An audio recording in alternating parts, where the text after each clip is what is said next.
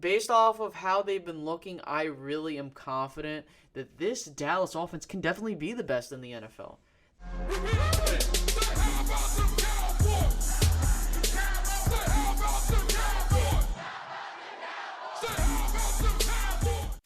So, Dallas Cowboys quarterback Dak Prescott said that he wants the Dallas offense to be the best in the league. On top of that, he believes that the potential for this group is limitless.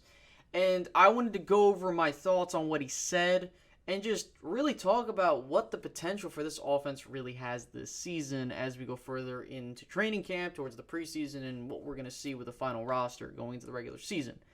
So before I go any further with that, if you guys could do me a solid favor and smash the like button to help the video out in YouTube's algorithm, subscribe if you haven't done so to receive more Cowboys content with ongoing training camp and opinions from myself, and hit the notification bell so you don't miss out on new content when it drops. So when Dak Prescott said what he said about the potential for the Dallas offense and his desire is going to be for this group, he said that first and foremost, it's to be the best offense in the NFL, and that meaning stats, scoring, whatever. We want to be the best offense in the NFL, and that is something that I do admire. The goal of having that type of offense, but is it attainable?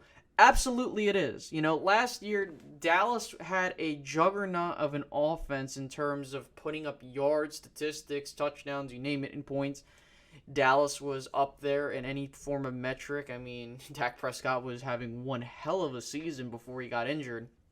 And I don't want anyone to let you say, like, oh, those were garbage time stats. Listen, you are never out of a game. Garbage time stats are just some stupid thing that people come up with now that basically Dak Prescott has smashed every other narrative in the books. If it's garbage time when you're down, then if Dak Prescott takes the lead and wins the game, does that mean that he was playing in garbage time? So that point I don't understand. But getting back on track to talking about this offense, you have the quarterback in Dak Prescott, based off of how he's looked in training camp, and I'm not taking this with full expectation or like that is the end-all be-all. Obviously, it's just practices. However, Dak Prescott looks like he has fully recovered. He's making these moves where he's doing all the footwork training and all this other stuff to where I'm pretty confident he's fine. Ezekiel Elliott looks slimmer, and on top of that, faster than he has been ever before. We'll see how that looks come the regular season. And he's still a really damn good running back. I don't want anyone to assume that he's washed, because the fact that this guy, considering that how the rest of the season played out, sure, he had a whole lot of fumbles, and he has to fix that, and I'm not saying that Zeke is not on the hot seat, but I have a really good feeling that he's going to rebound this year, because if Dak Prescott's healthy, he has the ability to do a lot better than just him being the focal point of, hey, you got to stop this guy, and the whole offense just shuts down. So with Zeke, he has shown his, ability to catch out of the backfield just in these training camp. I think there was one play where it was Tony Pollard and Ezekiel Elliott on the same field in the same play, and Zeke caught a receiving touchdown heading, all the way down the sideline. It was just very, very good to see this type of formation, because it's like you want to see Tony Pollard involved. You want to see Zeke get more involved in this passing game if you're trying to be a dynamic passing game. You move over to the receivers. We all know about these receiving options. I mean, for goodness sake, Amari Cooper, Michael Gallup, CeeDee Lamb, Cedric Wilson, Noah Brown, Simi Fehoko. I mean, you have so much potential with these receivers to really make some noise. And then you go to the tight end position.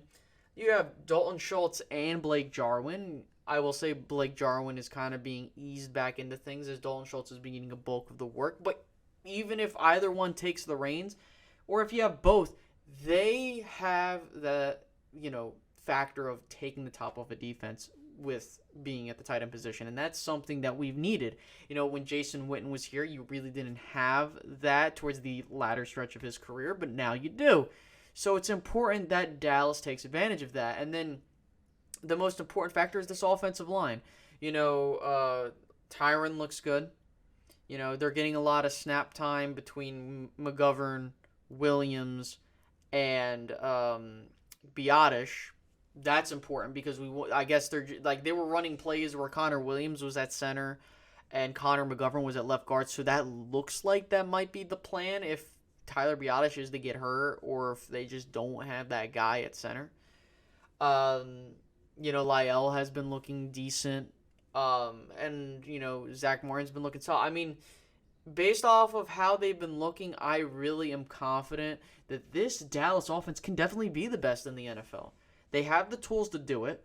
I think that it comes down to the execution. If Kellen Moore can continue to write up these plays and continue to grow as a play caller, it's going to be amazing to see what this offense can do. Dallas has that strength to put up as many points as possible. The next thing that needs to happen is that this defense just needs to make some critical stops. If they can get, rank-wise, top 20 or higher, this Dallas team is going to be scary. And, even if one of those offensive linemen go down, whether it be Tyron Smith, Lyell, or whoever, I am confident that they can at least do decent. But if all of them go out, now we're having issues. But I didn't want to go on for too long because I wanted to float that out there for you guys. Do you believe that the Dallas Cowboys offense can be the best in the NFL? And how plausible do you think it's going to be this year? So put that down in the comment section below. On top of that, make sure to leave a like if you haven't done so already and subscribe to the channel if you haven't done so already. And I'll catch you guys in the next one. All right, guys, have a great rest of your day. Bye-bye.